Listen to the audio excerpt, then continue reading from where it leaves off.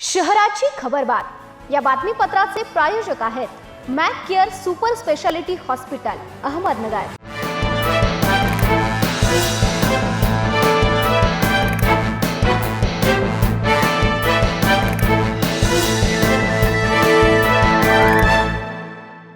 प्रेक्षको नमस्कार, मी दिशा न्यूज 24 सह्याद्रीमध्ये तुमचं स्वागत। पाहूया अहिल्यानगर शहरातील महत्त्वपूर्ण बातम्यांचा आढावा शहराची खबरबातमध्ये।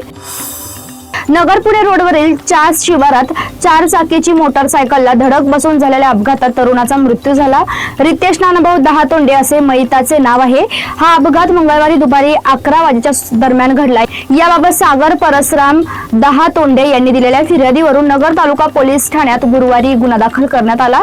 मयत हा दुचाकीवरून जात होता। त्याच्या दुचाकीला 4 चाकीची जोराची धडक बसली।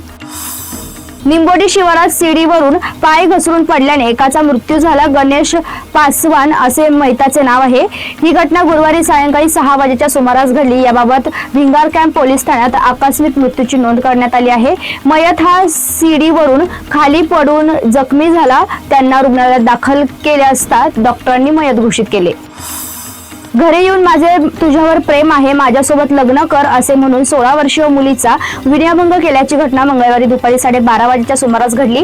याबाबत अल्पवयीन मुलीने फिर्याद दिली आहे। या प्रकरणी प्रेमराज साळवे याच्या विरोधात तोफखाना पोलीस ठाण्यात गुरुवारी गुन्हा दाखल करण्यात आला आहे।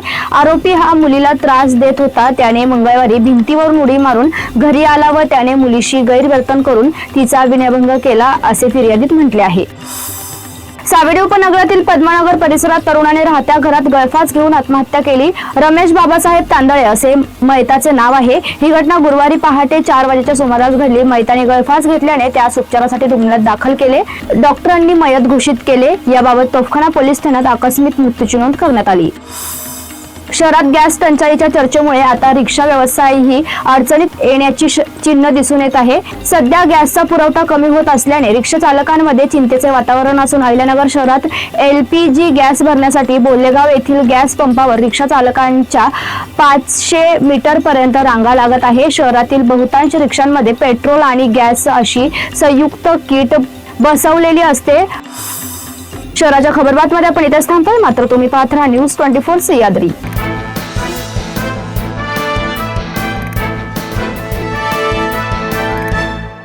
शहराची खबरबात या बातमीपत्राचे प्रायोजक होते Mac care super speciality hospital Ahmednagar.